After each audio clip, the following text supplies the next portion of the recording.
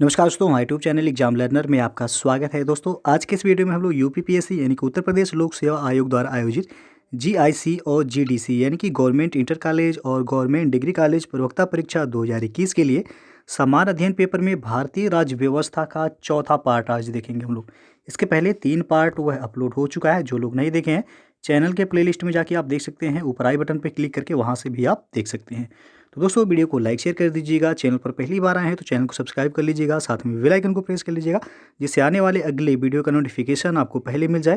और इसका पीडीएफ आपको हमारे टेलीग्राम चैनल पर मिल जाएगा। नीचे डिस्क्रिप्शन में टेलीग्राम का लिंक दे दिया गया है, वहाँ से ज्वाइन करके आप पीडीएफ भी डाउनलोड कर सकते हैं। तो चलिए शुरू करते हैं। आज का पहला प्रश्न है, राज्यसभा में राज्यों को प्रतिनिधित्व निम्नलिखित में से किस आधार पर दिया जाता है। 4 विकल्प दिया गया है, आपको बताना है इसमें से कौन सा ऑप्शन सही हो जाएगा। तो यहाँ आपका बी विकल्प से हो जाएगा, उनकी जनसंख्या के अनुपात के स्थान के आधार पर। राज्यसभा में राज्यों को प्रतिनिधित्व उनकी जनसंख्या के अनुपात में दिया गया है। इस प्रकार किस राज्य से राज्यसभा में कितनी सीटें होंगी, इसका निर्धारण संविधान की चौथी अनुसूची में कर दिया गया है। तो यदि पूछा जाए राज्यसभा में सीटों का आवंटन किस अनुसूची में दिया गया है, तो चौथी अनुसूची में यह दिया गया है। अगला जो प्रश्न आपका, राज्यसभा के सदस्य चुने जाते हैं। तो यहाँ भी 4 ऑप्शन है, आपको बताना है कौन सा सही हो जाएगा। तो सी विकल्प यहाँ से हो जाएगा 6 वर्ष के लिए। राज्यसभा का विघटन नहीं होता है, ये ध्यान दीजिएगा। यह एक अस्थायी सदन है। इसके 1/3 सदस्य प्रत्येक 2 वर्ष की समाप्ति पर वह सेवानिवृत्त हो जाते हैं और राज्यसभा के सदस्यों का कार्यकाल जो होता है वह 6 वर्षों का होता है। तो सी ऑप्शन यहाँ सही होगा। अगला जो प्रश्न आपका, राज्यसभा को अस्थायी सदन कहते हैं क्योंकि। तो यहाँ पर बी विकल्प से हो जाएगा, इसे विघटित नहीं किया जा सकता है। अगला जो प्रश्न है, राज्यसभा को भंग करने का अधिकार किसे प्राप्त है। तो यहाँ आपका डी विकल्प से हो जाएगा, उपरोक्त में से कोई नहीं। क्योंकि राज्यसभा एक अस्थायी सदन है, अतः इसे भंग नहीं किया जा सकता है। तो यहाँ कोई भी ऑप्शन आपका सही नहीं, सॉरी डी ऑप्शन से हो जाएगा, उपरोक्त में से कोई नहीं। और अगला क्वेश्चन है, राष्ट्रपति द्वारा राज्यसभा में कितने व्यक्ति मनोनीत किए जाते हैं। तो राज्यसभा में पूछा गया है 12 सदस्य मनोनीत किए जाते हैं, सी ऑप्शन से हो जाएगा। अनुच्छेद 80 के अनुसार राष्ट्रपति द्वारा राज्यसभा में कुल 12 व्यक्ति मनोनीत किए जाते हैं, जिन्हें साहित्य, विज्ञान, कला और समाज सेवा में विशेष ज्ञान या फिर व्यावहारिक अनुभव प्राप्त हो उन्हीं को जो है मनोनीत किया जाता है।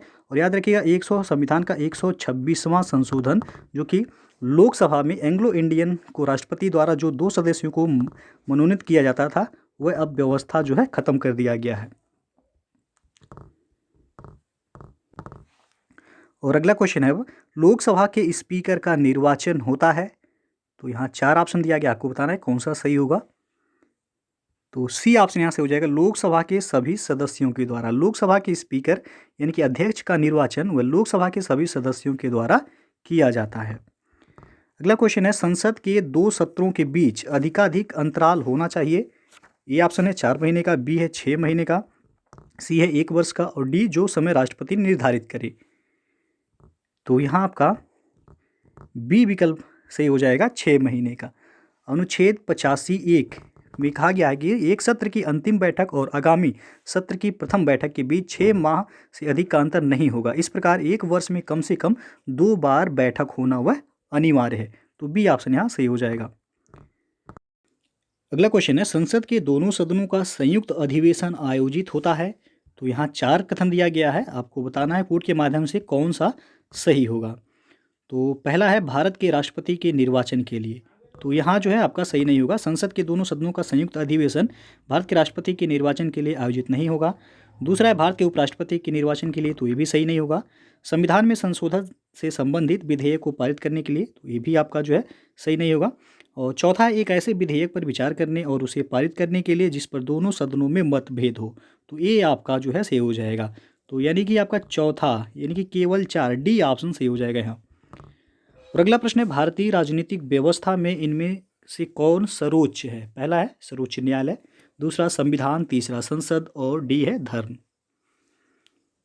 तो यहाँ पर आपका बी ऑप्शन से हो जाएगा संविधान। भारतीय राजनीतिक व्यवस्था में संविधान सर्वोच्च है। यही राज्य व्यवस्था की स्वरूप उद्देश्य का निर्धारण करता है एवं विभिन्न इकाइयों के सृजन का यह प्रावधान करता है। तो बी ऑप्शन सही हो जाएगा यहाँ। अगला प्रश्न है, सिक्किम भारत का एक राज्य बनाया गया था कब?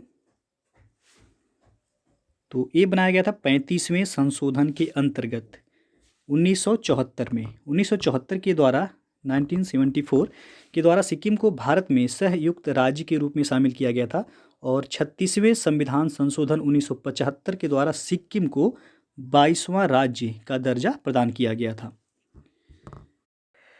और अगला क्वेश्चन है, भारत के सर्वोच्च न्यायालय की स्थापना हुई थी। तो यहाँ पर 4 ऑप्शन है, आपको बताना है कौन सा सही हो जाएगा।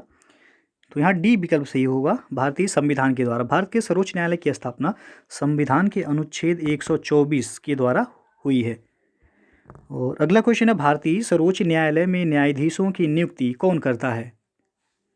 तो राष्ट्रपति के द्वारा किया जाता है, बी विकल्प से हो जाएगा। अनुच्छेद 124(2) के तहत जो है राष्ट्रपति सर्वोच्च न्यायालय के प्रत्येक न्यायाधीश को नियुक्त करता है और कॉलेजियम पद्धति की अनुशंसा पर सर्वोच्च न्यायालय तथा उच्च न्यायालयों के न्यायाधीशों की नियुक्ति होती है।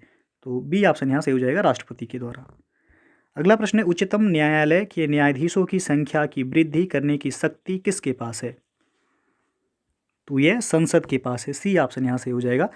संविधान के अनुच्छेद 124 के अनुसार उच्चतम न्यायालय के न्यायाधीशों की संख्या में वृद्धि करने की शक्ति संसद के पास है और उच्च न्यायालयों में न्यायाधीशों की संख्या में वृद्धि करने का अधिकार वो भी राष्ट्रपति के पास है। तो यहाँ जो है आपका सी ऑप्शन से हो जाएगा। पूछा गया उच्चतम न्यायालय के न्यायाधीशों की संख्या की वृद्धि करने की शक्ति किसके पास है? तो संसद के पास। और उच्च न्यायालय पूछा जाता, उच्च न्यायालय में न्यायाधीशों की संख्या में वृद्धि करने की शक्ति किसके पास है? तो राष्ट्रपति होता है यहाँ सही आंसर। अगला क्वेश्चन है, सर्वोच्च न्यायालय के न्यायाधीशों की सेवानिवृत्ति की उम्र क्या है? तो यहाँ पर सी ऑप्शन से हो जाएगा 65 वर्ष। संविधान का अनुच्छेद 124(2) में कहा गया है कि सर्वोच्च न्यायालय के न्यायाधीश की सेवानिवृत्ति की आयु वह 65 वर्ष इसमें निर्धारित किया गया है। और उच्च न्यायालय पूछा जाए हाई कोर्ट तो उसमें 62 वर्ष है, यानी कि उच्च न्यायालय के न्यायाधीशों की सेवानिवृत्ति की आयु 62 वर्ष है और सर्वोच्च न्यायालय यानी कि सुप्रीम कोर्ट के न्यायाधीशों की सेवानिवृत्ति की उम्र जो है वह 65 वर्ष है। अगला प्रश्न है, सर्वोच्च न्यायालय के न्यायाधीश अपने पद से त्यागपत्र किसको लिखकर दे सकता है? तो वह राष्ट्रपति को दे सकता है, ए विकल्प से हो जाएगा। सर्वोच्च न्यायालय का न्यायाधीश अपने पद से त्यागपत्र राष्ट्रपति को लिखकर दे सकता है। इसके अतिरिक्त संसद की सिफारिश पर राष्ट्रपति द्वारा उसे पद से हटाया जा सकता है। अगला जो प्रश्न है, न्यायिक पुनराविलोकन का अर्थ यह है कि सर्वोच्च न्यायालय, तो यहाँ पर डी ऑप्शन से होगा, किसी भी राज्य के कानून को अवैध घोषित कर सकता है। न्यायिक पुनराविलोकन का अर्थ यह है कि सर्वोच्च न्यायालय किसी भी राज्य या फिर केंद्र के कानून को अवैध घोषित कर सकता है। यदि केंद्र या राज्य किसी राज्य के द्वारा बनाए गए कानून संवैधानिक प्रावधानों का उल्लंघन करते हैं तो सर्वोच्च न्यायालय उन्हें शून्य घोषित कर सकता है और न्यायालय की यह अधिकारिता न्यायिक पुनराविलोकन कहलाता है। तो डी ऑप्शन यहाँ सही होगा। अगला जो प्रश्न है, किसी राज्य का राज्यपाल नियुक्त किया जाता है किसके द्वारा? तो यह राष्ट्रपति के द्वारा नियुक्त किया जाता है, सी ऑप्शन सही हो जाएगा यहाँ। अगला जो प्रश्न है, राज्य सरकार का कार्यकारी अध्यक्ष या फिर संवैधानिक प्रमुख कौन है? तो वह होता है राज्यपाल, बी ऑप्शन से हो जाएगा। संविधान के अनुच्छेद 154(1) में वर्णन है कि राज्य की कार्यपालिका शक्ति राज्यपाल में निहित होगी जिसका प्रयोग वह इस संविधान के अनुसार स्वयं या फिर अपने अधीनस्थ अधिकारियों के द्वारा करेगा। तो बी ऑप्शन यहाँ सही होगा। अगला जो प्रश्न है, भारतीय संविधान के अनुसार राज्यों की विधायिका में सम्मिलित है। पहला है विधान परिषद एवं राज्यपाल, दूसरा है विधानसभा एवं विधान परिषद, तीसरा है विधानसभा एवं राज्यपाल, चौथा है राज्यपाल विधानसभा एवं विधान परिषद जहां इसका अस्तित्व है। तो अपना उत्तर निम्नलिखित कोटों से चुने। 4 ऑप्शन दिया गया है, आपको बताना है कौन सा सही होगा यहाँ पे। तो यहाँ आपका डी ऑप्शन सही हो जाएगा, केवल 4, राज्यपाल विधानसभा एवं विधान परिषद जहाँ इसका अस्तित्व है। आपसे पूछा गया कि संविधान के अनुसार राज्यों की विधायिका में सम्मिलित है तो केवल 4 कथन जो है यहाँ पर सही है, डी ऑप्शन सही होगा। अगला जो प्रश्न है, भारत में राज्य विधान पालिकाओं का उच्च सदन कौन सा है? तो है विधान पालिका परिषद, ए ऑप्शन सही हो जाएगा। अनुच्छेद 168 में राज्य की विधान पालिका एक सदनीय या फिर द्विसदनीय होगी। द्विसदनीय विधानमंडल की स्थिति में विधान पालिका परिषद उच्च सदन होगा और विधानसभा वह निम्न सदन होगा। अगला जो प्रश्न है, किसी राज्य में विधान परिषद की संरचना अथवा विघटन किया जा सकता है, तो वह केंद्रीय संसद के द्वारा किया जा सकता है। बी ऑप्शन सही हो जाएगा। और अगला क्वेश्चन है, भारतीय संविधान के निम्नलिखित अनुच्छेदों में कौन राज्य की विधानसभाओं के निर्वाचन का प्रावधान प्रस्तुत करता है, तो वह अनुच्छेद 170। ए विकल्प से हो गया। अनुच्छेद 170 में विधानसभाओं की संरचना का वर्णन दिया गया है और अनुच्छेद 176 में राज्यपाल का विशेष अभिभाषण दिया गया है। अनुच्छेद 178 में विधानसभा का अध्यक्ष और उपाध्यक्ष का वर्णन है। अगला जो क्वेश्चन है, यदि किसी राज्य की विधानसभा का अध्यक्ष यानी कि स्पीकर पद त्यागना चाहे तो उसे अपना त्यागपत्र देना चाहिए किसको, तो वह उपाध्यक्ष को देगा जो है। सी ऑप्शन सही होगा। संविधान के अनुच्छेद 179 में यह वर्णन है कि विधानसभा अध्यक्ष अपना पद विधानसभा उपाध्यक्ष को संबोधित करके त्याग सकेगा। और अगला क्वेश्चन है, भारतीय संविधान का कौन सा अनुच्छेद संवैधानिक प्रावधानों की संघीय संसद या फिर राज्य विधान पालिकाओं द्वारा बनाए गए नियमों या कानूनों पर प्राथमिकता प्रदान करता है, तो वह है अनुच्छेद 13। ए विकल्प से हो जाएगा। संविधान के अनुच्छेद 13 में यह प्रावधान है कि संघ व राज्य कोई ऐसा कानून नहीं बनाएंगे जो कि भाग 3 में प्रदत्त मौलिक अधिकारों को छीनती है। यदि कोई कानून मौलिक अधिकारों के उल्लंघन में बनाया गया तो वह कानून उल्लंघन की मात्रा तक जो है शून्य होगी। और अनुच्छेद 32 में आपका संवैधानिक उपचारों का जो है वर्णन है। अनुच्छेद 245 में केंद्र व राज्य के मध्य संवैधानिक शक्तियों का विस्तार दिया गया है। और अनुच्छेद 326 में लोकसभा व विधानसभा का निर्वाचन वयस्क मताधिकार के आधार पर होना जो है वर्णन है। अगला प्रश्न है, निम्नलिखित में से कौन सा विषय समवर्ती सूची में है, तो यहाँ 4 ऑप्शन दिया गया, आपको बताना है कौन सा सही होगा। तो बी विकल्प सही हो जाएगा, शिक्षा। भारतीय संविधान में संघीय ढांचे को मजबूती प्रदान करने के लिए विषयों को केंद्र और राज्यों के लिए निश्चित कर दिया गया है और इन्हें महत्व के आधार पर संघ सूची, राज्य सूची एवं समवर्ती सूची में विभाजित किया गया। शिक्षा प्रारंभ में यह राज्य सूची में जो है शामिल था, लेकिन बाद में इसे समवर्ती सूची में जो है कर दिया गया है। तो यहाँ बी ऑप्शन से हो जाएगा। और अगला क्वेश्चन है, निम्न में से किस अनुच्छेद के अंतर्गत वित्त आयोग का गठन का प्रावधान किया गया है, तो यह है अनुच्छेद 280। ए विकल्प से हो जाएगा। यहाँ पे केंद्र एवं राज्यों के मध्य कर राजस्व यानी कि टैक्स रेवेन्यूज के वितरण पर सिफारिशें देने के लिए संविधान के अनुच्छेद 280 के तहत राष्ट्रपति द्वारा वित्त आयोग का गठन किया जाता है। तो ये हमेशा पूछा जाता है, याद रखिएगा, वित्त आयोग का गठन अनुच्छेद 280 में है। और अगला क्वेश्चन है, भारत में संघीय वित्त आयोग संबंध रखता है किससे, तो यहाँ पर बी विकल्प से ही होगा, राज्यों एवं केंद्र के बीच वित्त से। भारत में संघीय वित्त आयोग राज्यों एवं केंद्र के बीच वित्त से संबंध रखता है। वह दोनों के मध्य कर एवं अनुदानों के बारे में विभाजन के सिद्धांतों के बारे में वह सुझाव देता है। और अगला क्वेश्चन है, योजना आयोग की स्थापना कब हुई थी, तो यहाँ बी विकल्प से हो जाएगा 15 मार्च 1950 को। अब योजना आयोग को बदलकर जो है नीति आयोग कर दिया गया इसका नाम। और नीति आयोग कब किया गया, तो 1 जनवरी 2015 को, 1 जनवरी 2015 को। और नीति आयोग के अध्यक्ष जो है वर्तमान में प्रधानमंत्री हैं और जो सीईओ हैं वह अमिताभ कांत हैं। और अगला जो प्रश्न है आपका, भारत के विभिन्न राजनीतिक दलों को राष्ट्रीय या फिर क्षेत्रीय दल का दर्जा देने का अधिकार किसको है, तो यह चुनाव आयोग को है। सी ऑप्शन से हो जाएगा। भारत में विभिन्न राजनीतिक दलों को राष्ट्रीय या फिर क्षेत्रीय दल का दर्जा देने का अधिकार चुनाव आयोग को है। इसके लिए वह कुछ मानदंड भी घोषित करता है। सी ऑप्शन सही होगा यहाँ पे। और अगला प्रश्न है, निम्न में से किस वर्ष सरकार या आयोग जिसे केंद्र राज्य संबंधों में परिवर्तन की संस्तुति का अधिकार दिया गया था ने अपना प्रतिवेदन जमा किया था कब, तो यहाँ पे आपका डी ऑप्शन से हो जाएगा, सन 1987 ईस्वी में। सरकारिया आयोग जिसे केंद्र राज्य संबंधों की समीक्षा के लिए गठित किया गया था, इसने 27 अक्टूबर, डेट याद रख सकते हैं आप, 27 अक्टूबर 1987 को आधिकारिक तौर पर अपना प्रतिवेदन जमा किया था।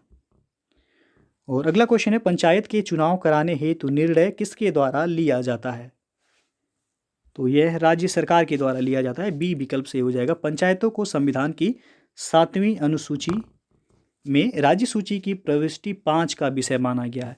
और संविधान के अनुच्छेद 40, ये जो है याद रखिएगा, हमेशा पूछा जाता है, संविधान के अनुच्छेद 40 में पंचायतों के संबंध में राज्यों को कानून बनाने का अधिकार दिया गया है और इस प्रकार पंचायत राज्य सरकार का विषय है। इसके गठन तथा चुनाव कराने का अधिकार किसको है, तो वह राज्यों को ही है। बी ऑप्शन सही होगा यहाँ पे। और अगला जो क्वेश्चन है, पंचायती राज विषय है किसका, तो अभी बताया गया है कि पंचायती राज वह राज्य सूची का विषय है। सी ऑप्शन यहाँ पे सही हो जाएगा। और अगला क्वेश्चन है, भारतीय संविधान के निम्नलिखित अनुच्छेदों में से कौन सा अनुच्छेद राज्य की सरकारों को ग्राम पंचायतों को संगठित करने का निर्देश देता है, तो ये भी बताया गया अनुच्छेद 40। संविधान का अनुच्छेद 40 वह राज्य की सरकारों को ग्राम पंचायतों को संगठित करने का निर्देश देता है और यह राज्य के नीति निर्देशक तत्वों में शामिल है। राज्य के नीति निर्देशक तत्व ये आपका अनुच्छेद 36 से लेकर 51 तक जो है इसका वर्णन है, जिसमें आपका अनुच्छेद 40 भी इसी में निहित है। तो बी ऑप्शन सही हो जाएगा यहाँ पे। तो ये था आपका भारतीय राज्य व्यवस्था का चौथा पार्ट। इसके पहले जो है 3 पार्ट अपलोड हो गए हैं, तो जो लोग नहीं देखे हैं चैनल के प्लेलिस्ट में जाके आप वहाँ से देख सकते हैं। तो वीडियो यदि पसंद आया हो तो लाइक शेयर कर दीजिएगा। चैनल को अभी तक आप सब्सक्राइब नहीं किए हैं तो चैनल को सब्सक्राइब कर लीजिएगा, बेल आइकन को प्रेस जरूर कर लीजिएगा, जिससे आने वाले अगले वीडियो का नोटिफिकेशन आपको पहले मिल जाए। PDF आपको हमारे टेलीग्राम चैनल पर मिल जाएगा, नीचे डिस्क्रिप्शन में टेलीग्राम का लिंक दे दिया गया, फिर आप टेलीग्राम पर जाके सर्च कर सकते हैं एग्जाम लर्नर लिख करके EXAMLEARNER, वहाँ से ज्वाइन करके आप PDF आसानी से डाउनलोड कर सकते हैं। तो वीडियो को पूरा देखने के लिए बहुत बहुत धन्यवाद। और दोस्तों आपको बता दें कि अनअकैडमी पर यूपी SSC लेखपाल बैच 2021 यह शुरू हो रहा है 9 फरवरी से। तो जो लोग इस बैच से जुड़ना चाहते हैं आप जल्दी से जल्दी जुड़ सकते हैं और पूरे 3 महीने में ये सिलेबस कंप्लीट कराया जाएगा यूपी SSC लेखपाल का। तो आप जुड़ सकते हैं, डिस्क्रिप्शन में लिंक दे दिया गया है, वहाँ से जाके आप देख सकते हैं। सबसे पहले इसके लिए आपको अनअकैडमी का लर्निंग ऐप इंस्टॉल करना होगा। इंस्टॉल करने के बाद अपने मोबाइल नंबर और ईमेल आईडी से आप लॉगिन कर लीजिएगा। लॉगिन करने के बाद आप सब्सक्रिप्शन ले सकते हैं। सब्सक्रिप्शन लेने के लिए आप हमारा रेफरल कोड यूज जरूर कीजिएगा, एग्जाम लर्नर EXAMLEARNER। आप ये रेफरल कोड यूज करेंगे हमारा सब्सक्रिप्शन लेने के वक्त तो आपको 10% का डिस्काउंट तत्काल आपको मिल जाएगा। तो जो लोग यूपी SSC लेखपाल बैच से जुड़ना चाहते हैं आप जल्दी से जल्दी जुड़ सकते हैं और अपनी तैयारी को बेहतर तरीके से कर सकते हैं।